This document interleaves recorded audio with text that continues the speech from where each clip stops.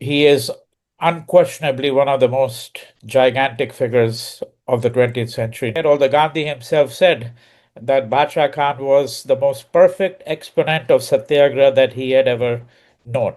And what Badshah Khan offered is certainly one of the most disciplined instances of nonviolent resistance in the world, and that too among a people who were not known for that. The largest organized army of nonviolent resistors in the world. Organized army of non-violence. Gandhi said to Badshah Khan, it is not surprising that your people have become the most spectacular example of nonviolent resistance, disciplined resistance in the world. And Badshah Khan said, what do you think is the explanation? And Gandhi said, nonviolence is not for the cowards. It was his Islam that made him very secular. The obstacles that Badshah Khan had to face were in some ways much greater than the obstacles that Gandhi had to face. Even in India, when people are talking about independence movement, they are not enough talking about Bacha Khan. Let's say if Bacha Khan had read Machiavelli, would he have been a bit more successful? I think I would like to start from something basic. Why do we need to remember, and like why do we need to talk about, and why do we need to remember Bacha Khan?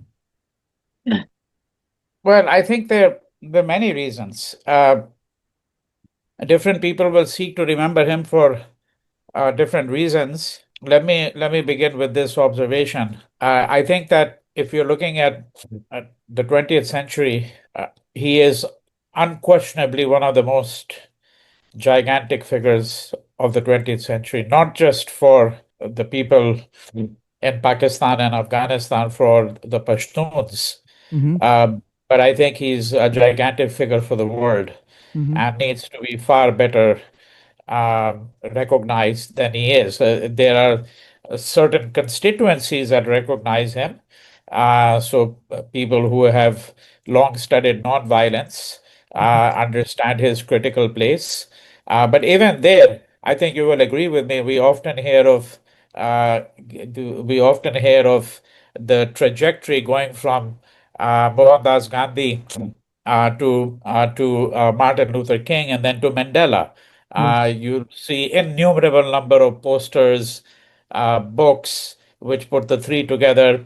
Badshah Khan is not there, although Gandhi himself said that Badshah Khan was the most perfect exponent of satyagraha that he had ever known. Wow. Uh, most perfect exponent of nonviolent resistance. So that's part of the answer to the question why he should be remembered. But in the Muslim world, because we do need to keep in mind that Badshah Khan is also a devout Muslim, and in the West there has been a persistent and erroneous belief that Islam, of all the religions, is the one that cannot be reconciled with traditions of nonviolence. I think Badshah Khan showed that that is, in fact, a completely erroneous way of thinking. And it's very interesting to think through what is happening, for example, at the present moment in the Middle East, in Palestine, more specifically. And we have to think about why is it that nonviolent resistance is not even mentioned. And in the It's now nearly 2 years since Hamas's attack of October 7th of 2023, and I've heard calls for peace, but I have not heard any call for nonviolence, Okay. right? And it's interesting to think why that's the case. But Yes. that's a separate subject. Uh, the reason why it's relevant to the question that you're posing is because I think that we need to understand that there are traditions of nonviolence in the world of Islam, as they are in with every religion.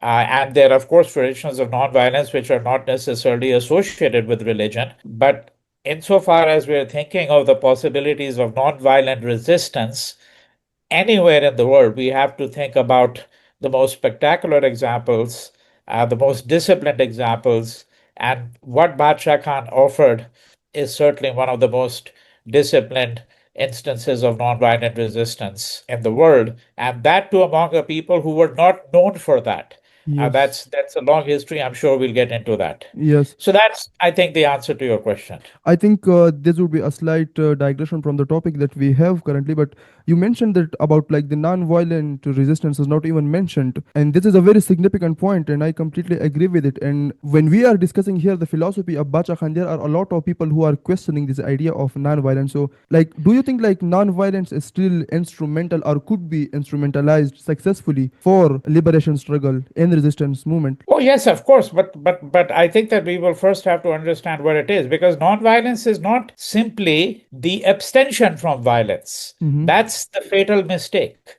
Okay. So when you look at protest movements, for example, in the US, I had gone, this last Saturday was what was called the No Kings Mm-hmm. protests, Yes. which were held throughout the United States. There were over Yes. 2,000 of them. Mm-hmm. Okay, these are protests which were held as a form of demonstration against what the Trump regime is doing, the absolutely inhumane, reckless way in which they are, for example, deporting people, Yes. including those who have a legal right to be in the U.S., Yes. breaking up families, uh, and so on and so forth. We don't need to get into all the details. Now, Yes. were those 2000 demonstrations not violent? The people who took part in it will say they were. I will say not necessarily, Mm-hmm. simply because if they're not using violence, that doesn't mean that they're not violent. Badshah Khan understood the difference between the two. There's a difference between saying that they were peaceful, Mm-hmm. that is, that the protesters didn't use violence, but non-violence, according to its advocates, is almost like a science. It's a process. That would be the better word to use. Mm-hmm. It's a process. So, Okay. nonviolence is not simply the abstention from violence, it's a way of living in the world. So, the word that you use, instrumentalized, Badshah Khan and Gandhi would both have some difficulty with using that word. They would not use it. I know the spirit in which you used it, Yeah. so therefore I wouldn't object to the question, Yeah. but they would never use that word, because then nonviolence becomes a means, Yes. okay, to some other end. And that is not how they thought of nonviolence. Nonviolence is its own end, so to speak. That is Okay. that if you dedicate yourself to a certain objective, but think only of the means that you have to use. The means have to be consistent, ethically consistent with the principles of nonviolence. Then the outcome will invariably be good. That Mm-hmm. is the supposition on which both Badshah Khan and Gandhi and other advocates of nonviolence have worked. I have to also say, in the spirit in which you asked the question, that in my view, nonviolence has not been really carried out, tested, Mm-hmm. practiced, understood in Palestine. It has not been. Okay. Mm-hmm. Yeah, yeah. Well, I think this is a very radical point, and yes, I did use the word instrumentalized, and I was listening to you. You were saying that for Gandhi and for Bacha Khan, non-violence was like a way of being in the world. So yeah, they were not just looking at it from the standpoint of like this instrumentalization. I am curious about like what were the influences that made Bacha Khan, like about the person that we are currently speaking. What made that person? Like the intellectual influences, the sort of situation he was living in that made him Bacha Khan. Okay. So your question is really what went into the making of Badshah Khan. Yes, Okay. And I yes. think that that includes more than, the history of the frontier, Mm-hmm. the history of incidents in his life. It's the totality of who he was and the environment he came from, and the kind of family he grew up in, and the place of Islam. So it to do a to put forward a very systematic answer would take some period of time. So we can Yes. summarize it Yeah. in the following way. The first is that he is a man who is devout. He is a man who comes from a religious background, and he thought of Islam. The word really means submission, as you know, right? So submission to Allah in this case, but that is to the divine, whatever religion you belong to. Okay. The first thing that goes into the making of Badshah Khan is certainly the fact that he thinks of himself and tries to act as a ethical Muslim, not just devout, but as an ethical Muslim.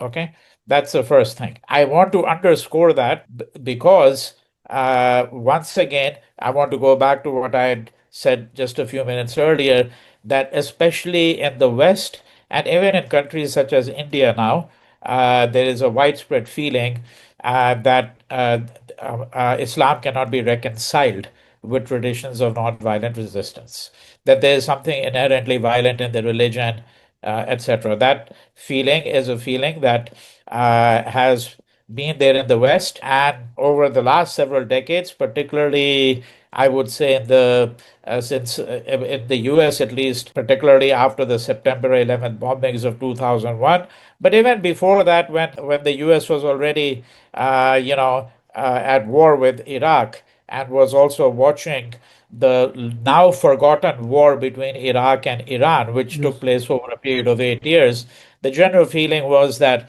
uh, Islam is too closely intertwined with various traditions of violence, right? And so I think that Badshah Khan is someone who comes out of a tradition which tries to establish something different. Secondly, what went into the making of Badshah Khan was what we might describe as the whole history and traditions of the frontier. Okay, Mhm. that is a Northwest Frontier Province, as it was known in his time or part of his time. He was born actually before the Northwest Frontier Province was born, because people are unaware of the fact that, of course, that area was there, but it was not called the Northwest Frontier Province. Mhm. That Lord Curzon, who was a viceroy, created that in the very early 1900s. What I'm going to say here may appear to contradict what I had said earlier, but not really. The frontier has, or the Northwest Frontier Province had, and in short, we'll call it just the frontier, had a number of traditions which we need to be alert to. So, one is a tradition that was associated with, in fact, violence. Okay, so in colonial writings, it had long the Pathan as or the Pashtun had long been represented as a very hot-headed person. Yeah. Okay, and the Pashtun was said to live under the code of revenge, colloquially badla. Okay, live under that code. That if the person had been wronged, he was sworn to take revenge, and hostilities between the families might continue for generations. That was at least the tradition of the frontier, certainly according to Mhm. all the colonial writers, unquestionably. And Badshah Khan himself, by the way, in a number of places says that he has encountered that. Yes. Okay, I mean, so the Pashtuns are not necessarily denying that. But there was another tradition there, which was also equally important. And that was the tradition of hospitality. Yes. Okay. Tradition of If hospitality. someone comes to your door and seeks hospitality, and if it happens to be your enemy, you still have to give them hospitality. Yes. Okay. The tradition of hospitality. Now, this tradition of hospitality is very interesting because, and this is where we have to do some real philosophical interpretive work, okay, which I'm going to do very briefly, Okay. which is that the tradition of hospitality has an intrinsic relationship to nonviolence. It explains in part why later on Badshah Khan, much to the amazement of everyone in the world who understood what he was doing, there was able to organize these Pashtuns who were renowned, okay, fighters who were known to carry a gun with them, so to speak, all the time. How he was able to organize them into the an organization known as a Khudai Khidmatgars. Khidmatkars, Mhm. okay, which was the largest organized army of non-violent resistors in the world. Organized army of non-violence. Yeah, yeah. You think of, Wow. yeah. I mean, what an amazing idea it is, but that's what Yeah. it is. You see the photographs of the Khudai Yes. Khidmatkars marching in formation and acting with the discipline of an army. Okay, but before we get to that, let's go back to what I had said, Yeah. that there is an intrinsic relationship between hospitality And one and non-violence. the idea of nonviolence. Yes. Because what does nonviolence ask you to do? It asks you to host the otherness of the other within yourself. Let me explain. Mm-hmm. So you encounter someone whose ideas are radically different from you, someone who believes in violence. However, the Gandhian idea of nonviolence, an idea that Badshah Khan also had, that idea is that no matter how radical the difference between two people, okay, or two communities, there is always something in common that we have to seek. Because that is the basis for the beginning of a dialogue. Okay, and no one is actually monstrous. No Mm-hmm. one. Adolf Hitler is not monstrous. His acts may be monstrous, but a Yeah. person is not monstrous. Mm-hmm. Because when a person commits monstrous acts, in some ways they are deluded. They have been led astray. And the idea of nonviolence, the ontological aspect of nonviolence is that there is a spark of divinity in every single human being in the world. We Okay. have to find that spark and lit it. Mm-hmm. Now, the idea of hospitality is linked to this, because that is why if your enemy came to your door, okay, seeking your hospitality, the code of Pakhtunwali of and hospitality required that you actually be hospitable to that person. Now, this is important because what is it that you are doing? Hospitality. You are actually hosting that person, okay? That person's difference within yourself, Wow. okay? Mm-hmm. And this is why, if you ask me, the idea of nonviolence was something that Badshah Khan could cultivate among his fellow Pashtuns, because he knew there was. Let me put it in a different way now, okay? Because sometimes Gandhi and Badshah Khan had this conversation, and Gandhi said to Badshah Khan, "It is not surprising that your people have become the most spectacular example of nonviolent resistance, disciplined resistance in the world." And Badshah Khan said, "What do you think is the explanation?" And Gandhi said, "Nonviolence is not for the cowards. It's Okay. not for there is he makes a distinction between nonviolence of the weak and nonviolence of the strong. Gandhi's view was that most people in India had followed nonviolence not because they were intrinsically nonviolent or because they even understood it, but because it was the easiest thing to do. Okay? It was the easiest thing to do. For the Pathan to embrace nonviolence required a radical act of belief and conviction and courage, because the Pathan was much more likely to pick up the gun or pick up the sword. Okay? And so it was a much greater test for the Pashtuns, because his view here is that it is only those who are strong who are capable of some kind of disciplined nonviolence. All Non-violence. right. And I haven't forgotten the question that Yeah. you started with here, which is Yeah. that what are the things that went into the making of Bacha Khan.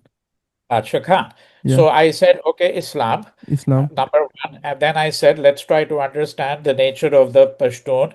Okay. And Traditions. then now, thirdly, we have to think about the history of the frontier, because the Yes. frontier was a place. So, they made a distinction between the British, between the more settled parts and the non-settled parts, the wilder parts, as it were. But basically, there is no question. The record on this is very clear that the colonial administration brutalized the entire area.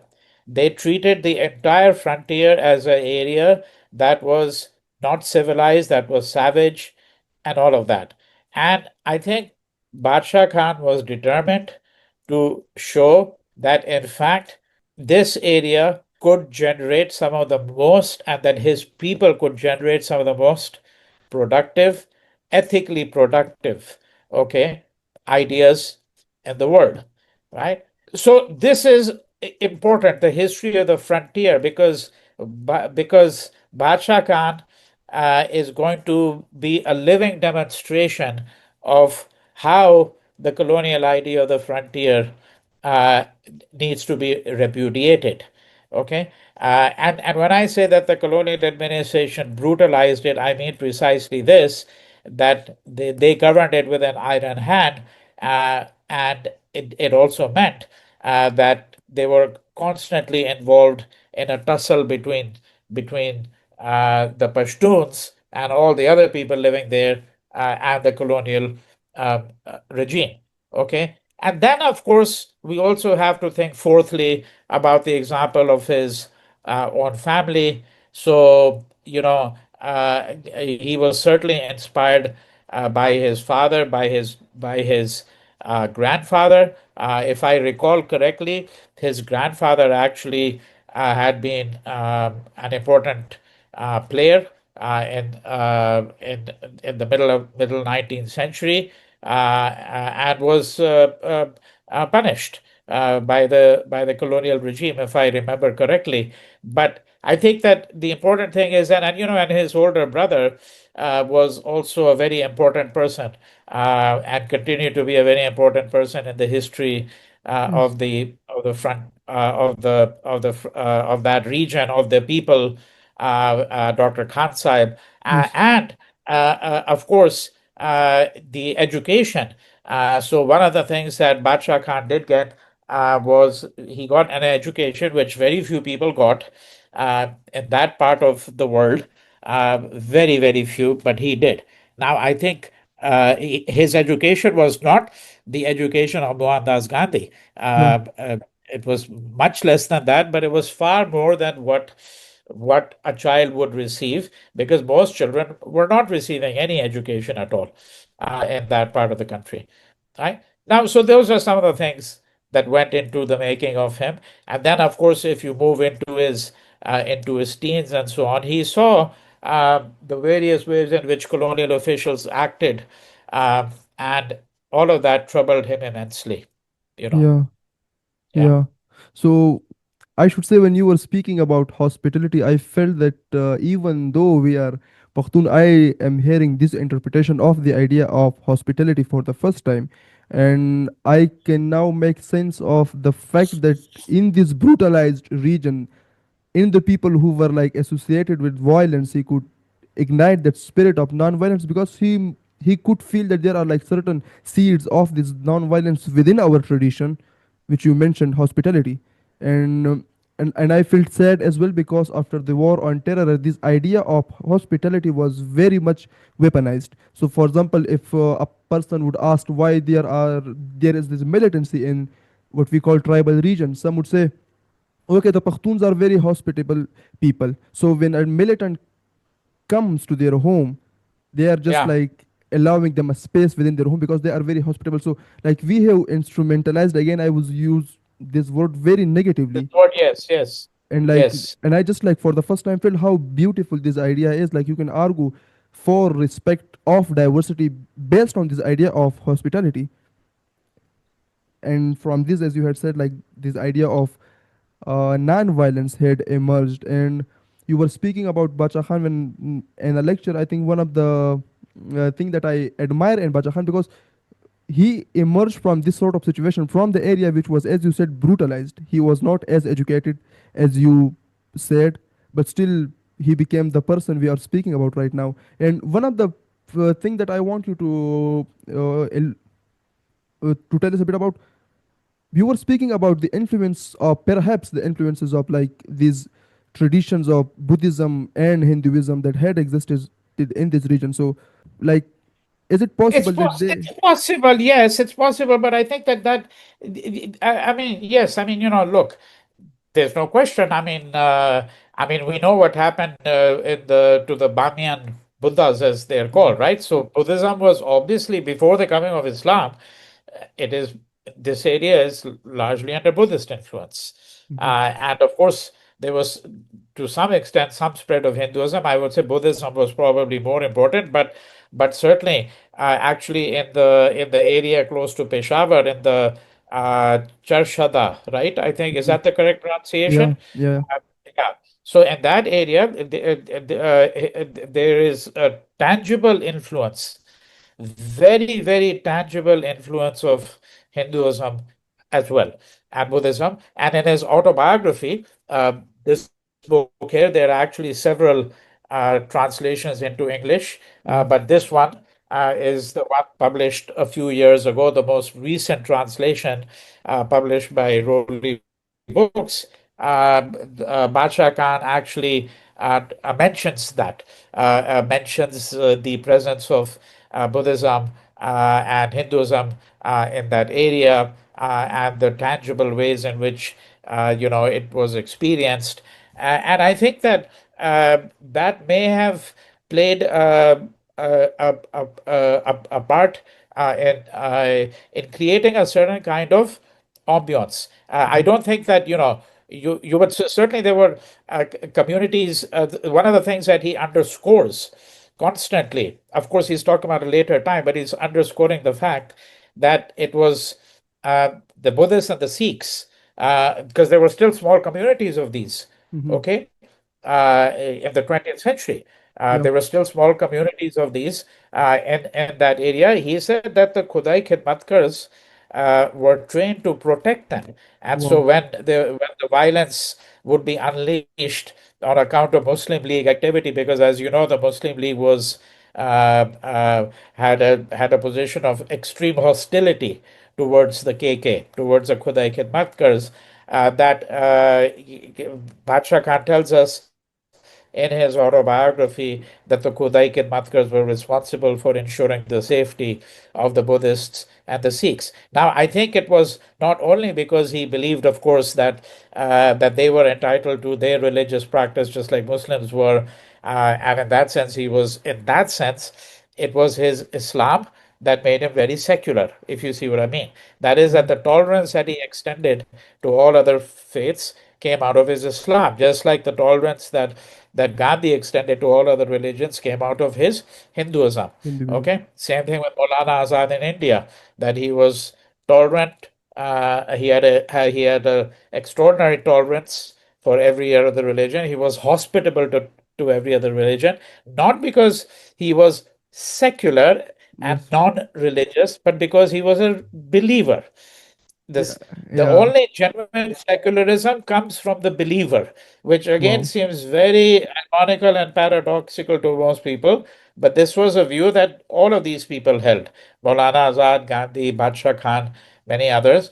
But here, again, I'm going around in a slightly longer detour here, because going back to the point that you raised, you were asking, really inquiring about the fact that could the Buddhism and that you found in this area, could it have had, and maybe Hinduism, could it have had something to do with the making of somebody like Badshah Khan? And the answer would be yes, but not in a very tangible way. Mm-hmm. That it created a certain kind of climate of opinion Yeah. within him. You see. Yeah. Yeah. Yeah, I think this is a very like when you were saying that it was their Islam which made them secular, and then you said that for a lot of people this idea is very paradoxical. I think for those people it is paradoxical who are educated and who have internalized this idea of Western education so much that they cannot then this like they cannot even then feel that it's possible for a person to be secular even if this is if that person is religious. And I was listening to Amal Wali Khan, the grand grandson of Bacha Khan, and he was saying in a podcast that Islam is a very secular religion. So that is like I think the legacy that he is believing in. Yeah. Now I would like you to come to this to the question of social reforms, but like the sort of social reforms that he initiated and how that reform impacted Pakhtun society. But if you could comment briefly on this idea that a lot of people think that Abdul Ghaffar Khan is just like an appendage to Gandhi. So like if like the feeling that emerges, if there uh, was no Gandhi, there would not be Bacha Khan, the person that we remember yeah, today. So how yeah, you yeah. think about this? Okay, so there are two questions. Yeah. Um, One has to do with the traditions of social reform um, that he initiated, and that Badshah Khan or Khan Abdul Ghaffar Khan uh, or Frontier Gandhi, and that's the Yeah. second question. Yeah. That that what do we make of this term, the Frontier Gandhi, and the idea, which you're quite right, the idea that there is still a tendency, which goes back to his times, to view Bacha Khan simply as an appendage Hmm. of Gandhi. So let's begin with the term Frontier Gandhi. Let me also state very clearly that Bacha Khan himself is very clear that he doesn't like to be addressed Hmm. as the Frontier Gandhi, and doesn't think of himself in those terms. There is a very nice biography of Badshah Khan, the most readable biography written in English by Eknath Eswaran. I have actually multiple editions of it. This is the book right here for Hmm. people who Hmm. might listen to this later on. A Man to Match His Mountains. Let's begin with Badshah Khan's own view on this. He said that there's only one Gandhi. I'm not fit, but that was his modesty, actually. I'm not fit to step into the shoes of Gandhi. And that was his sort of short view of it. The longer, more complex view is that he became known, of course, as kind of as the frontier Gandhi, because he was carrying out the ideas of nonviolent resistance that Gandhi in particular uh, in the frontier. And we've already talked a little bit about the reputation of the Yeah. frontier. So the idea of the frontier Gandhi actually is is not necessarily only an idea that he's an appendage to Gandhi. I Okay. think some people took it that way. The Yeah. idea was to place, when you place Gandhi and frontier together, it's a clash already, you see. Okay. That is that the idea of the frontier is not hospitable to Gandhi to begin with. So the frontier Gandhi should not be rejected that easily, simply Yes. because what it does is it creates a dramatic effect.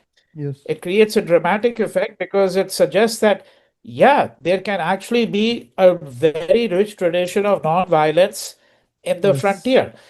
Okay, all right, the place where you least expect it. Yeah. However, the problem with the term is precisely what you have pointed to, which is that it was taken to mean that Badshah Khan had no ideas of his own, really. That all he was simply Hmm. doing was following Gandhi's ideas and precepts and putting them into practice, okay, in the frontier. Now, that idea, I think, has to be rejected. Uh, Yes. there's actually a fair bit of work done in recent years, which has helped us to understand how Badshah Khan charted his own path in many ways. Okay, and in many ways, either extended Gandhi's ideas or worked on a parallel trajectory. Okay, right? Yes. Yeah. Okay. So the first thing we have to understand, for example, and you don't see this with Gandhi. Gandhi had an idea of education. He called it Nai Talim. Nai Talim. You know the word Talim, of course. So basic education was what he had an idea, but Badshah Khan actually set up a whole bunch of schools, the Azad Yes. schools, okay, Yes. the freedom schools. Yes. There is a book that another book I have, which is a book called Bacha Khan's Vision of Alternative Education. Education. Yeah. It's very badly written. I mean, there are like 1,000 printing errors in the book, but it gives you a list of over 100 schools that were set up by Badshah Khan and his followers. Yes. Okay, over 100 schools. Many of them were immediately shut down by Yeah. the colonial regime. So this also indicates that the obstacles that Badshah Khan had to face were in some ways much greater than the obstacles that Gandhi had to face, you see, okay, in India. This is not properly appreciated and understood often. And the reason why, of course, the Badshah Khan had to face these obstacles was because the colonial view, let's understand it very clearly. The colonial view was, these Pashtuns, they are simple people. They're basically like children. They don't really need education. If they get education, they get corrupted because they Oh. get corrupted by the ideas of the elites in the urban areas. Okay. And they don't need any of that, right? This was Oh. the colonial view. So when schools were opened at the frontier, they were put down ruthlessly because the colonial view was these schools are contaminating these children. They're feeding them ideas that they don't need. These ideas are of no good in the frontier whatsoever. Life here is simple. Let it remain that way. Right? This is fundamentally what the colonial view was. I'm simplifying it, but that's the basics of it. You see, okay. Now, so when we use the term frontier, and you'll see how I brought in both your questions Yes. together now. Yeah. Yeah. Okay, when we use the term frontier, Gandhi, uh, uh, as you suggest, it points to the fact that that Badshah Khan is simply being viewed as somebody who was an appendage, Yeah. somebody of Gandhi, somebody who was merely following meekly in his footsteps. No, I don't think that that's the case at all. Because what I'm suggesting is that he set out on his own path. And if we had to think about what are the major contributions to social reform, Yeah. so I'll just list your four. Okay. And here again we'll see that the task before him in some ways was greater than the task that Gandhi had set for himself. Although, of course, one had similar kinds of problems in India Yeah. as well. It's just that they were in a far more aggravated form to be found at the frontier, and then you had, of course, colonial opposition. Okay, and it took him a long time to find the kind of support he needed to be able to carry out the work that he did, Badshah Khan. So what are the contributions very briefly? The first is his work with the agricultural classes Mm-hmm. and workers. Okay, because what he sought to do was to actually give them a sense of dignity. He also sought to initiate certain kinds of land reforms so that these people would be able to actually farm the land. Because the problem in the frontier was highly inequitable land distribution. So you had some landowners, and then you had very few people who actually, and of course, there are areas that you can't really farm anyhow, but I'm talking about the areas that you could farm. Uh, Basically, and when I say agriculture here, I don't mean only just agriculture in terms of wheat and rice. I'm talking about orchards. Yeah. That's agricultural work. Okay, and the valleys there are full of orchards of fruits and so on. All right. So I think his work in the among the agricultural classes is important. Secondly, the schools, which Mm-hmm. I've mentioned. Okay, beginning with the school that he sets up is in his own hometown, um, and in the Charshada district more broadly, and then fanning out into other parts where the Pashtuns were dominant. The book that I was pointing to, Badshah Khan's Vision of Alternative Education, lists all the schools actually. Okay, and it's a long list of schools and where they were located. But Yeah. the astonishing thing, as I said, is that most of these schools actually really didn't last very long. Part of the reason they didn't last very long is because they were actually forcibly shut down. Some of them had, so, for example, if you look at these pages over here, this is Yeah. just a table. Yeah. It's all it is it's just a table of all the schools, the Azad Islamia Madrasa, Turangzai, Akbarpura, Zaida, okay, etc., etc. Right? Yeah. So schooling, that was, and schooling of girls as well. Yeah. And remember that Badshah Khan has a daughter, and she's very well educated. So he educates his daughter very well, just as he educated his own sons. That's number two is Mm-hmm. schooling. Number three is security. certainly, if you had to think about the social reforms, I think the upliftment of women, it was for him a crucial issue, as it certainly was for Gandhi. And I think that this is, I would say, one of the fundamental contributions of Badshah Khan to the traditions of social reform that we're talking about. Fourthly, his promotion of the language, the Pashtun language. Yes. People don't Yes. people don't talk about that very much. But Yes. in fact, he founded the Pakhtun magazine, which became the mouthpiece of the KK, of the Khudai Khidmatkars. Yes. And this magazine had prose and poetry. And in fact, Badshah Khan's eldest son, Abdul Ghani Khan, himself contributed voluminously and is a major shaper of the language. Okay, Wow. so I think that if you had to think about the traditions of social reform, I think we will certainly have to think about his role in the promotion of the language. And why is that important? It's also important because if you're going to think about the possibility of a Pakhtun nation, then you have to think about what language will that nation have, and Yeah. is that language adequate to express the aspirations of the nation? The languages continue to grow. So the only way they grow is when you continue to promote them as well. You see, Yes. right? So I've given you four areas where he worked, Yeah. four Very. areas of social that he worked, and all of them, okay, have some relationship also to his work in the larger area of nonviolence. Yeah, I think these are very significant point. One of the thing that I personally feel when I read Bacha Khan is like he was far more concerned with and far more focused on this idea of empowerment. As you said, that he was trying to empower women, he was trying to empower the lower classes. I think this idea is different from the empty slogans that we use in the name of rights. So I feel this idea Yes, of empowerment is like far more significant and far more something that distinguishes Bacha Khan.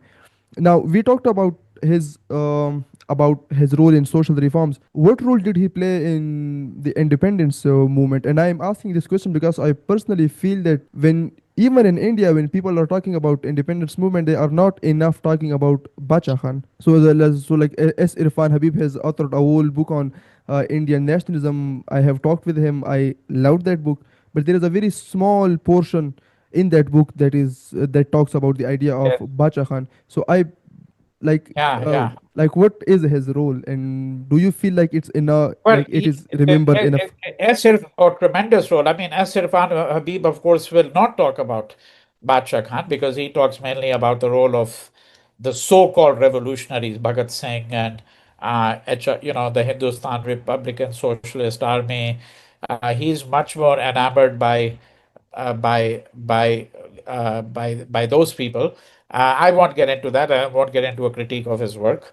But I'll say this, that I think Badshah Khan. So, I start earlier on in this conversation, I mentioned that Gandhi said that if there is a perfect exponent of Satyagraha that he has ever known, it has to be Badshah Khan. Okay. So we have to begin with that. And we have to begin with the fact that what he's able to do is he's able to bring the idea of nonviolent resistance to an area which did not seem hospitable to the idea of nonviolent resistance at all. Okay, everything in the tradition of the frontier went against that. Everything in the tradition of the colonial administration, and Khan came on the scene and becomes prominent and founds the Khudai Khidmatkars. The colonial administration was totally taken by surprise. They knew how to deal with a Pashtun who had a rifle in his hand. They did Yes. not know how to deal with a Pashtun who did not have a rifle in his hand. Yes. Okay, that was the Khudai kidnappers became the most formidable opponent of the colonial administration after 1947, after the creation of Pakistan. So even after independence, he continued to be imprisoned, for many years. But of course, he first tasted the prison cell, if I may use that English. He had his first taste of a prison cell during the colonial period. Yeah. Now, so what's their contribution? So the first is the creation of the Khudai Khidmatkars. And if you know what happened in Peshawar in the Yes. early 1930s, Yes. in the aftermath of the Salt March, when you had a whole incident which led to police firing and over 200 people were killed. And what was amazing was that if you read the record, it's exactly like Sarojini Naidu's raid on the Darshana salt works, Mm-hmm. which became known around the world because it was an independent reporter by the name of Webb Miller who saw what had happened.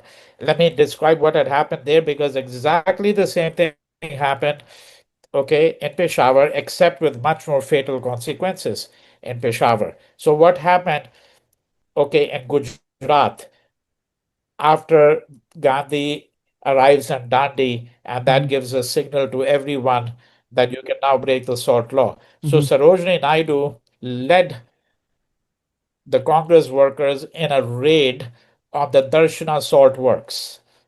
All right. Mm-hmm.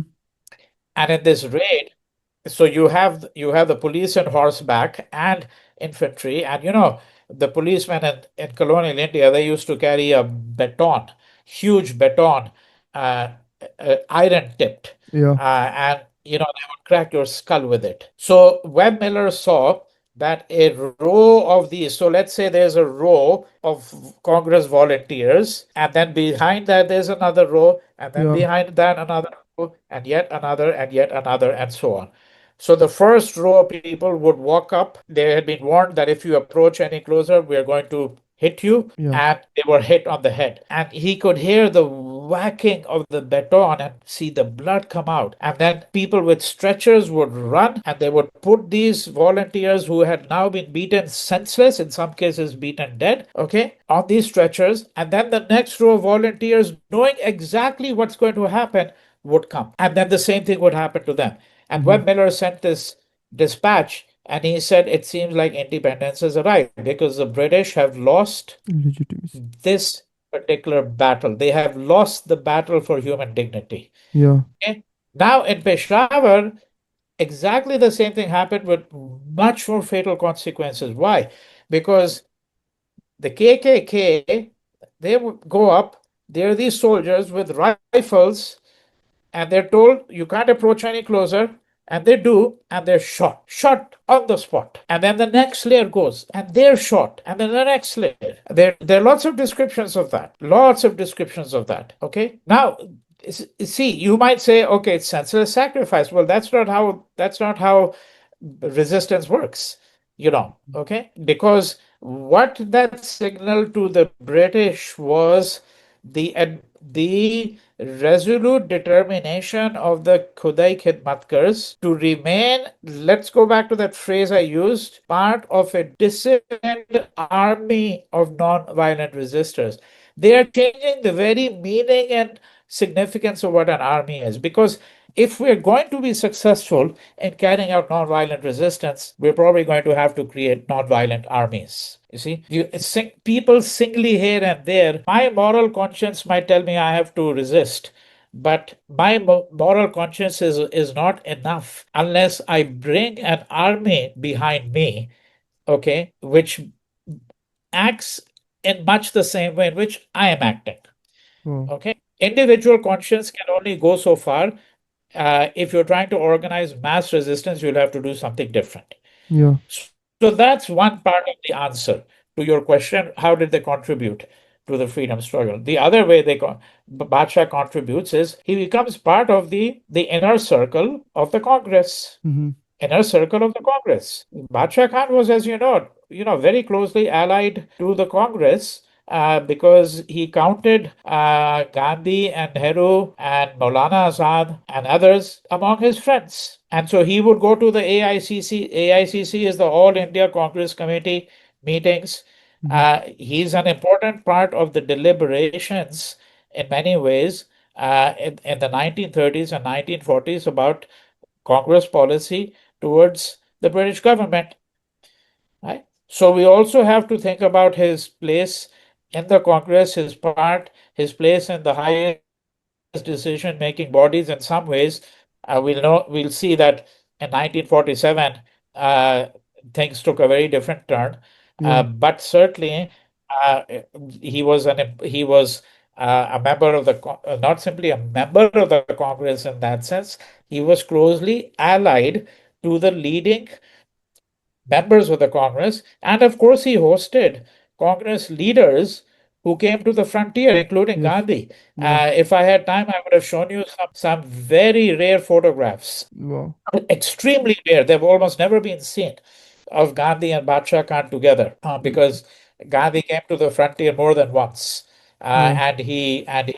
and there are photographs of the two of them. And of course, at that time, it was the idea of undivided India. This is we're still speaking about 30s, early 40s, and Gandhi considered the frontier to be as much a place um, for political action um, as the rest of India. You know, Mm-hmm. it was in that sense it was no different from the rest of India. It was part of the political landscape that Gandhi had made his own. So I think if we're looking at the contribution in political terms, it would be that. But let's not forget that the fight for freedom is a fight for economic freedom, social freedom, cultural freedom Yes. as well, not just political freedom. Mm-hmm. In fact, political freedom was the easiest to gain. The other freedoms are much more difficult to gain. Now, in that sense, Badshah Khan's contribution and the contribution of the KKK is also extremely significant.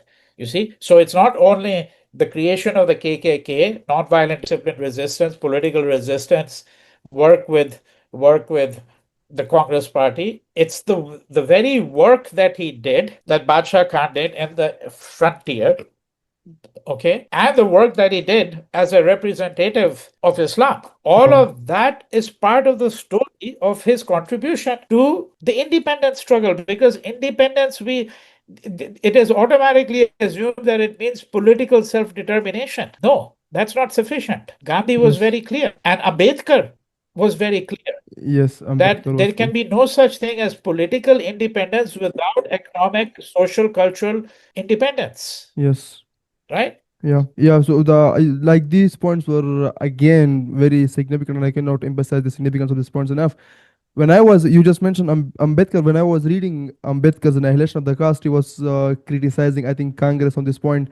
That I think we cannot go into that in detail, but he was criticizing Congress on the point that they are like now focused on political freedom, but they are ignoring the social question. And now, when I was reading a book, it's in Pakhto, پښتني ښځې او د قام خدمت Pakhtun women and national services, they were again and again emphasizing this point that political freedom is insignificant unless you do not reform the society as well. And Yes, again, like yes. this is an aspect in Bacha Khan that I would love to revive and speak about again and again, because this is really important. And you mentioned about his role in Congress. I mentioned this point to you because, let's say, for example, if I watch a movie on independent struggle of certain political leaders, I don't see Bacha Khan enough featured in those movies. For example, I don't Yes. see him enough Yeah. featured in books. I was reading a book of Shashi Tharoor, and I think there was only one paragraph that talked about Bacha Khan. It's Indian nationalism book, I think. So that is why I had asked this question. And You're absolutely right, but that's not my view, right? I yeah, think you know fully well that yeah, I have I consider Badshah Khan to be not simply a gigantic figure on the Indian political landscape, but I consider him to be a gigantic figure on the international landscape uh, when we're thinking of politics, yeah, ethics. I think he's unquestionably one of the most significant people of the 20th century, and I think that his role in the independence struggle has been not sufficiently understood and appreciated. yeah. I think there are massive shortcomings there.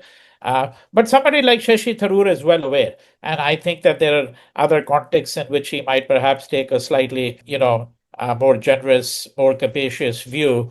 For example, we know that somebody like Ram Gua, for example, I think he would have a much deeper appreciation of what Badshah Khan stood for. Mhm. But here again, I think the problem is to go back to an earlier question you had asked, there is still a lingering tendency, Yeah. especially in India, to think of him really only as kind of an appendage to Gandhi, as the frontier Gandhi, not in the way in which I was suggesting that we Yes. can use that phrase to dramatic effect Yeah. and then think about what it means, but more there simply as a way of saying that, well, he's really second to Gandhi. So there's Gandhi Yeah. and then there's the frontier Gandhi you know Yeah. Yeah. and I think that we have to abandon that idea of a hierarchy. I think Badshah Khan is critically important, but again, at the same time, it has to be said that Badshah Khan, for example, even his autobiography has been available in English. Yeah. There was a much shorter version available 4 decades ago, My Life and Struggle, Yes. Hind pocketbook edition, which I've had for the last 45 years. Okay. But the full autobiography in English only became available very recently. And Gandhi, on the other hand, his writings were voluminous. Yeah. So Gandhi became an international figure in his lifetime in a way that Badshah Khan never could. Yeah. Gandhi carried on a correspondence with thousands of people, Yeah. thousands. The Gandhi archive is 1,000 times greater than the Badshah Khan archive Yes. Yes. because the amount of material is just astronomical. Yeah. You see, so I was talking about the magazine that he founded, Badshah Khan, Pakhto, and which became the mouthpiece of the KK, right? But how many people read that language? Yeah.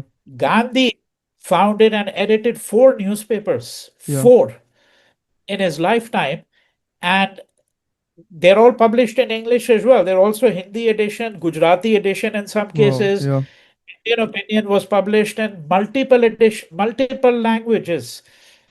multiple languages. Okay, and he wrote over 1,000 pieces Yes. for these journals. So there are reasons why it's not only because God, that the hierarchy has been created, and that we should question that hierarchy.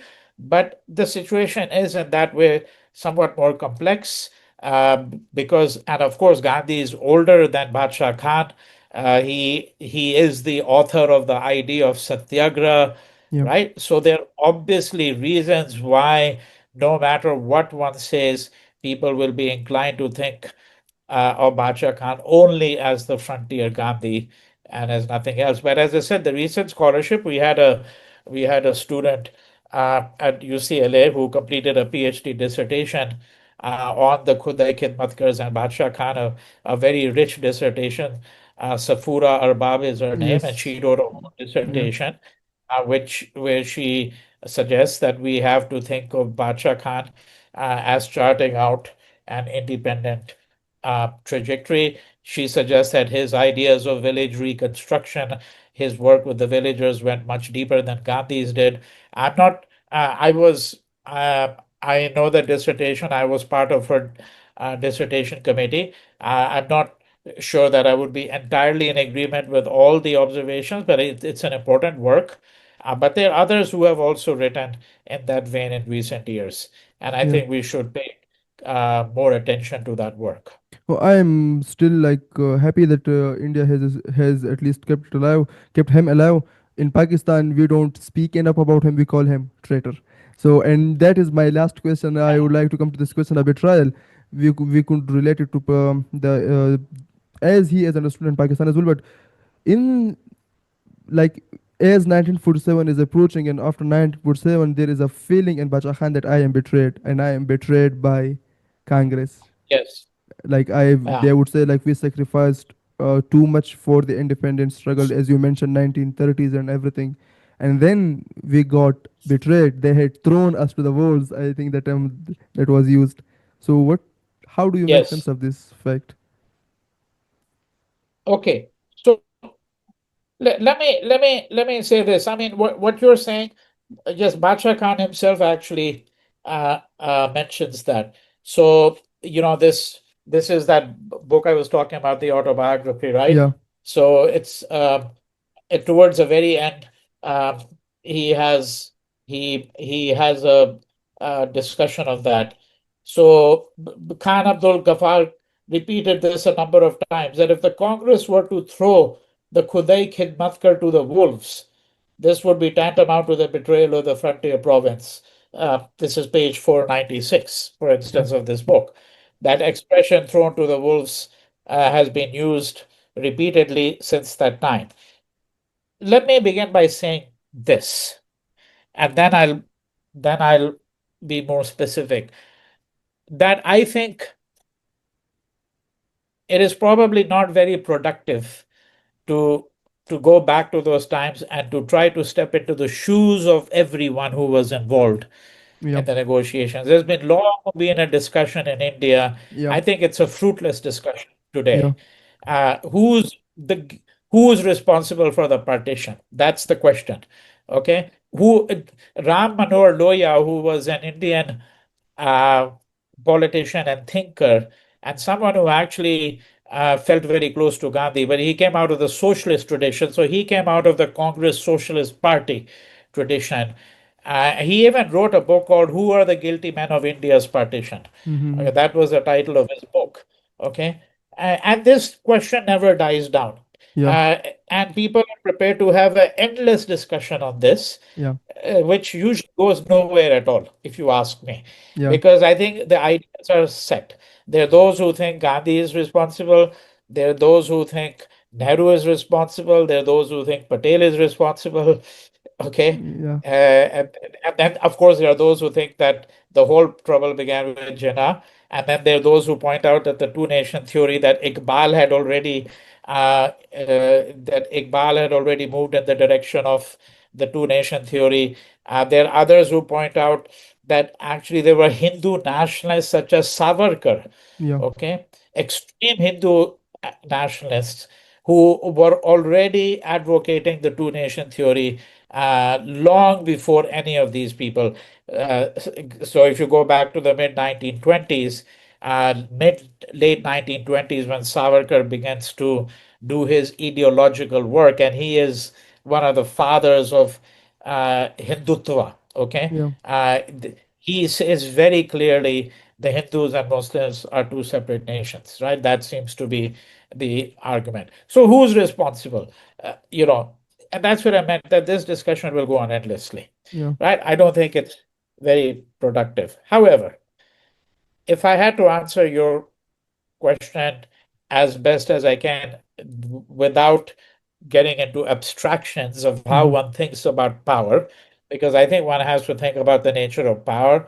One has to think about what happens to the aspirations of people, what happens when you've been fighting for independence for 40 years, and then it seems to be, there on the horizon, and then it seems to go away. Um, and and the lust for power. All these are important considerations.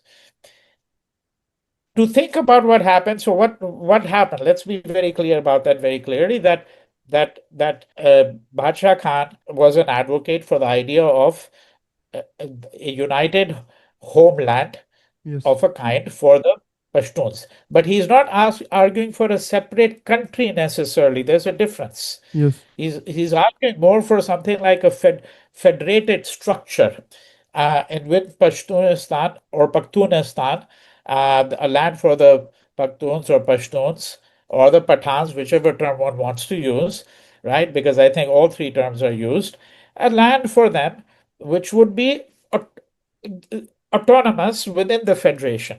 Okay, uh, so 1947, Mountbatten announces the partition plan, the partition of Bengal and Punjab, and the creation of a new nation state, where Pakistan, where uh, uh, uh, Muslims would have their own nation state, and Bengal and Punjab would be partitioned at either end of the country.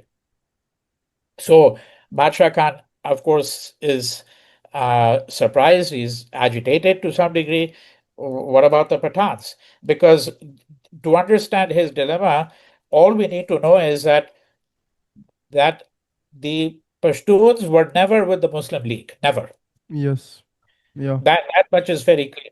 They were Yeah. never with the Muslim League.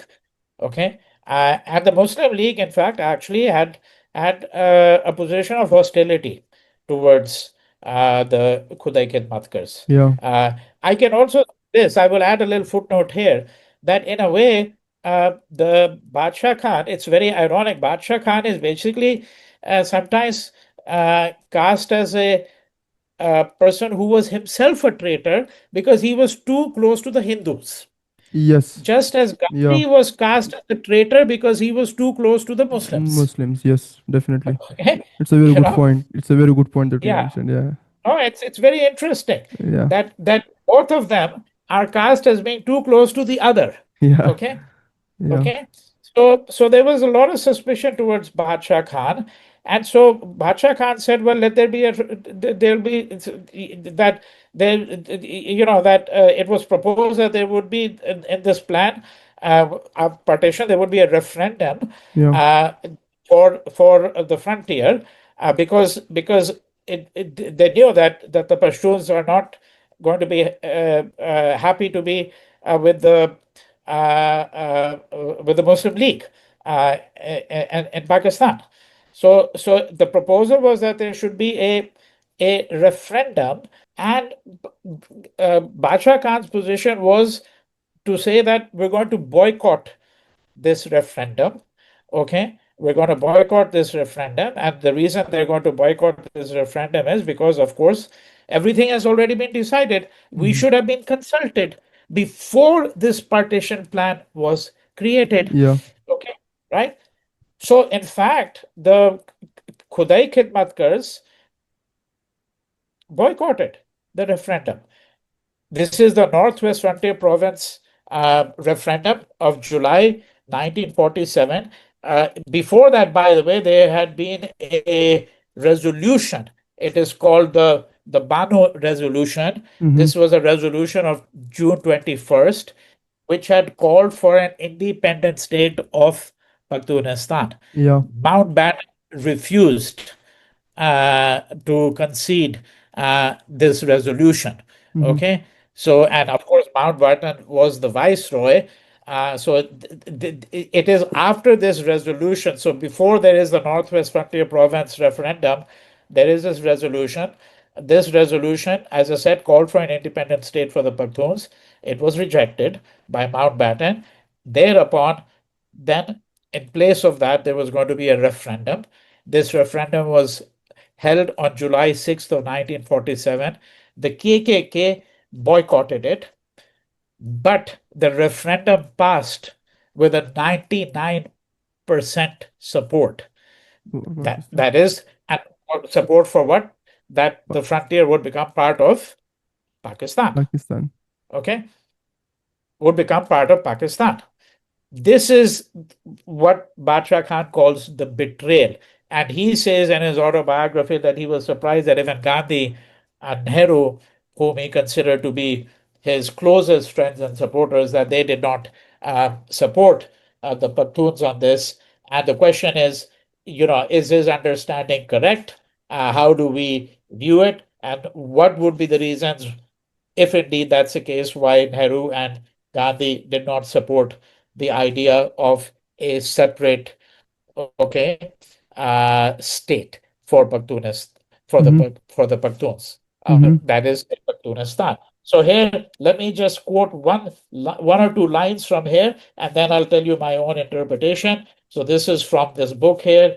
So he says, bottom of page 498, Bacha Khan says, I have no complaint against Sardar Patel and Raja Gopalachari. Not all your listeners will know who Raja Gopalachari. I think Sardar Patel, most people will know Yeah. because Sardar Patel was, along with Gandhi and Nehru, the third most important figure, at least among the Hindus. And then Maulana Azad is, of course, a critically important person as well. And Patel became the Home Minister and the Deputy Prime Minister of India in Nehru's first cabinet. He only lived for 3 years. He was very close to Gandhi, and in fact, he was the one who organized some of the Satyagraha campaigns in Gujarat. Mm-hmm. Um, uh, okay, and Patel also had a reputation for being pro-Hindu. This is a subject I won't get into right now Yeah. because there's lots of conflicting views on how to assess Patel. But he says, I have no complaint against Sardar Patel and Raja Gopalachari. They were part of the Congress Working Committee. Yeah. So the Congress Working Committee was the highest executive uh, body within the Congress. Yeah. Okay, comprised of roughly 15, 20 people, and they are the ones who took the who were authorized to take the final decisions on the most vital points. Okay. uh, I have a complaint, says uh, Badshah Khan, after saying I have no complaints against Sardar Patel and Rajagopalachari. I have a complaint against Jawaharlal, Yeah. that is Nehru and Gandhiji, that they too agreed with them in this matter. The Congress leaders said that the conditions were such that there was no other way other than partition. But who created these conditions? They themselves are responsible for them. If they had not partitioned Hindustan, then Hindustan and the Hindus would not have experienced such bloodshed. Okay? But then he says, and this is the last paragraph of his book, Yeah. we have been liberated and the British were about to leave our land, but on the instigation of Lord Mountbatten and Sardar Patel, we became the slave of slaves. Last paragraph. Mountbatten and Patel. Okay. Now here he's saying, I do blame Sardar Patel and I do blame Mountbatten. He's not Yeah. mentioning Jawaharlal and Yeah. Gandhi here. Notice, right? Yeah. See, Badshah Khan himself in this matter is not simply conflicted. He did not have an assessment which understood that there are structures and powers which are far greater than individuals. Mm-hmm. That is to say, the idea of partition in that sense was irreversible. It Okay. couldn't be stopped at that juncture. Yeah. It couldn't be stopped because it's not the case that the Indians had the autonomy to decide for themselves. The British are still there. Yeah. The British constantly said, we're leaving it to the Indians to resolve the matter amongst themselves. But it's the British who created the problem in Yeah. the first place. Yes. Yes. Yes. Yes. It's It's a very the good point. British who created the very problem in the first place. And throughout his autobiography, Badshah Khan understands that. He says, who created the Muslim League? The Muslim League just didn't arise out of Muslims saying, we don't feel happy in India. In fact, Muslims were part of the Congress party initially. Yes. Okay. Even Jinnah was a member of the Congress party. It was the British who created the Muslim League and who communalized the whole political landscape to begin with. The problem is that communalism has become so entrenched by Yes. this point in time that I don't think it was within the power of anyone really to stop this thing. This was an idea. It was a very bad idea, but it was an idea that had now acquired a life of its own. Okay. And remember also that one of the things that Badshah Khan does not talk about, he doesn't talk about the Sikhs. The Sikhs also wanted their own homeland. But Yeah. they were represented by Tara Singh Yeah. in the deliberation that took place. That idea was also rejected Yes. because what Gandhi and Nehru understood was that this can lead to, let me use that very common phrase, it can lead to the balkanization. Balkanization of India. Yeah. Definitely. It can Yeah. lead to the balkanization of India.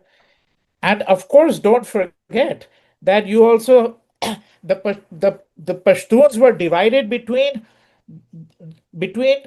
two nation states, one of which has no part in the discussions at all. That's Afghanistan. That's a concern. When Yeah. the Durand line was drawn, what did it do? It divided the Pashtuns.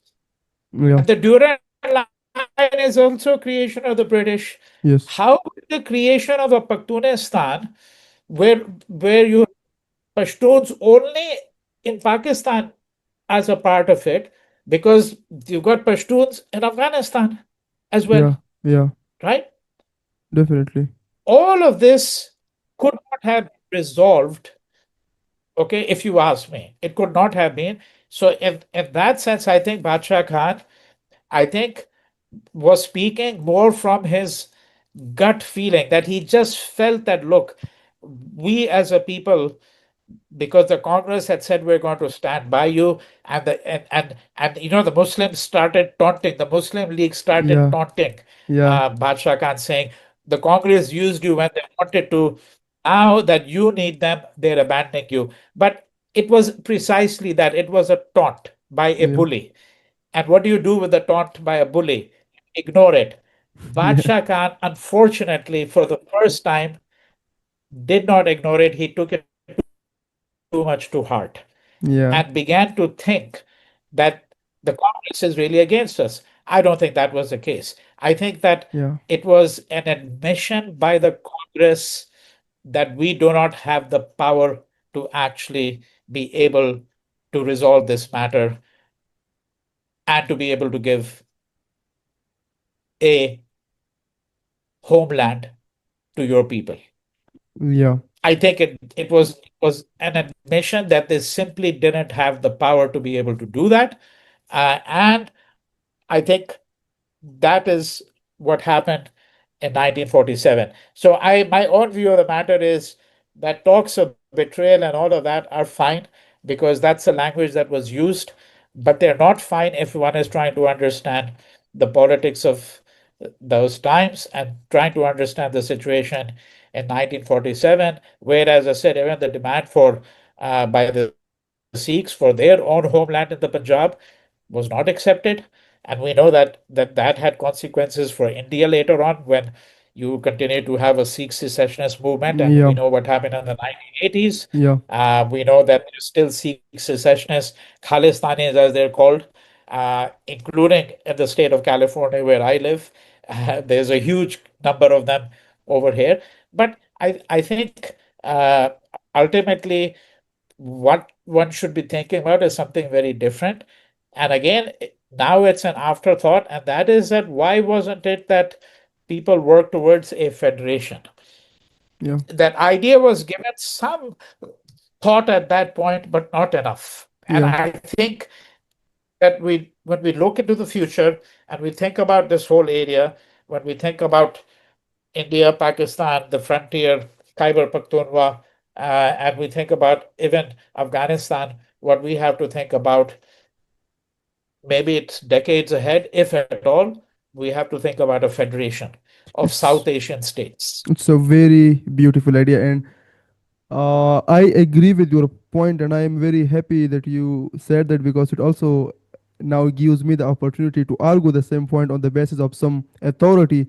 I think we also in Pakistan, when we are talking about 1947, when we are talking about the whole 20th century, we are quite often ignoring the fact that these people were acting in a situation which was colonialism, and like you cannot just blame a single person that why he thought that, why he didn't do that, and this and that.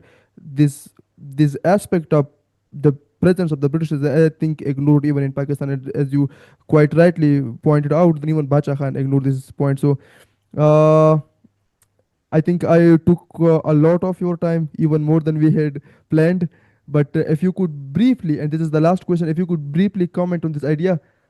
Let's say if Bacha Khan had read Machiavelli, would he have been a bit more successful?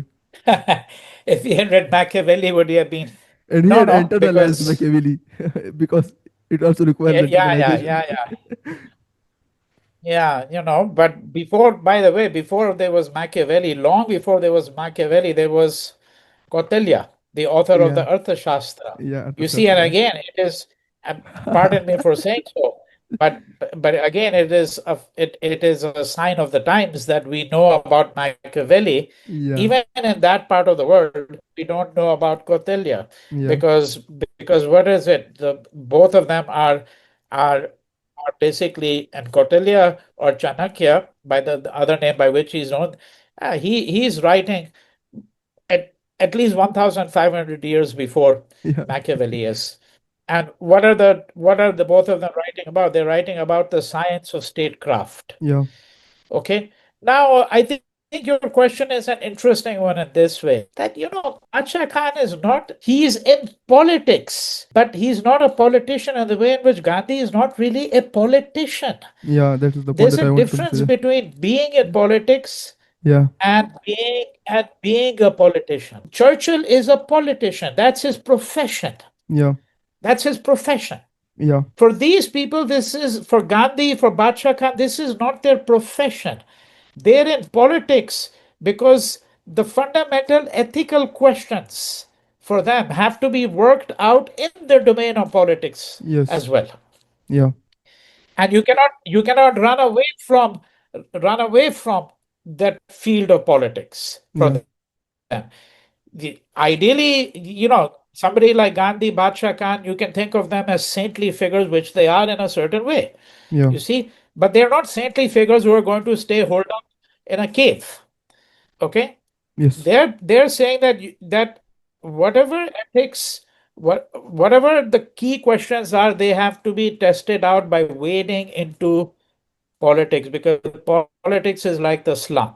yeah, You wade into it, there's dirt there, there's filth there, there's contamination there. And if you can emerge intact, okay, it tests you in a way that nothing else can, you yeah. see. All right. So, uh, your question is an interesting one because I think that the science of statecraft, as it were, okay, the cunningness and all of that, that was not the world that Gandhi and Badshah Khan inhabited at all.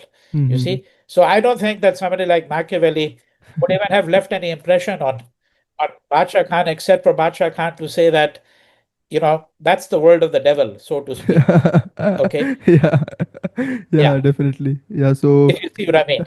yeah, so thank you so much, sir, for your time. I think we covered some territory to 1947, but and I took even more time, as I said, than we had planned. So thank you so much for your time, for your ideas, for your analysis. Sure. It means a lot. It's Thank you it's so been much, sir. it's been wonderful talking to you, and been a pleasure, and I wish you every success in all your endeavors. Yes, thank you so much, sir.